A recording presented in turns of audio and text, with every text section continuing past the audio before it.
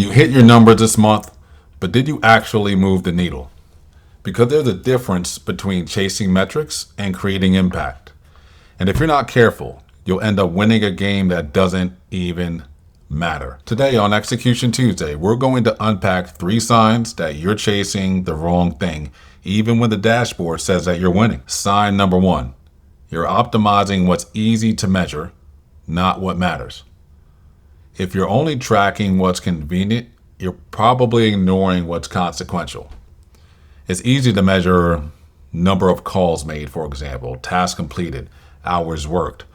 But here's the truth. Activity does not equal impact, right?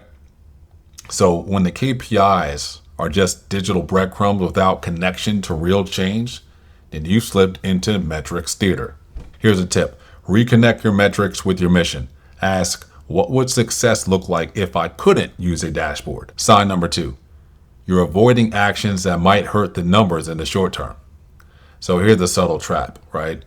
You know what needs to be done, but you avoid it because it might tank this month's numbers, right? It might drop those numbers if you actually do those things. And like delaying hiring because of headcount caps, or you skip training because it might drop productivity. Or you hold off on telling the truth because it'll trigger a red flag, right?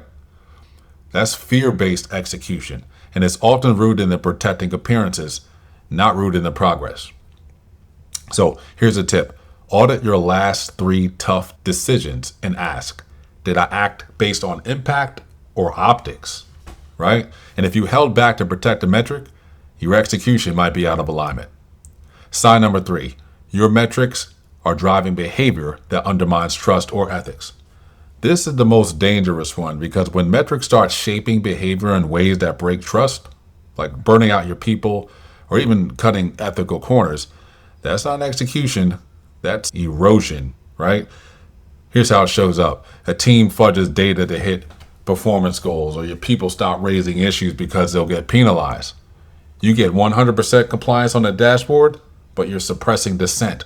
And now everything looks great on the surface, but underneath, your culture is bleeding trust and it's bleeding sustainability. So here's a tip. Watch for silence. A silent team isn't always aligned, and it actually might be afraid. And fear-based execution always leads to long-term failure. Look, here's your execution check-in this week, because based on the human excellence triangle, right, we've got strategy, we've got execution, and ethics. And for strategy, are we tracking the right thing?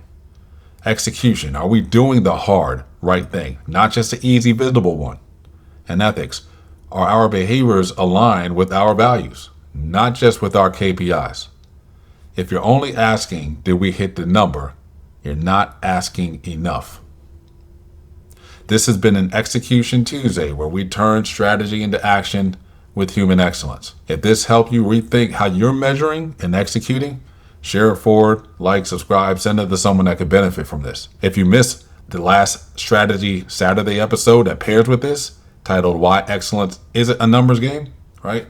Go take a look at that one and see how this pairs with the strategy that goes right along with it for strategy and execution. Until next time, take care.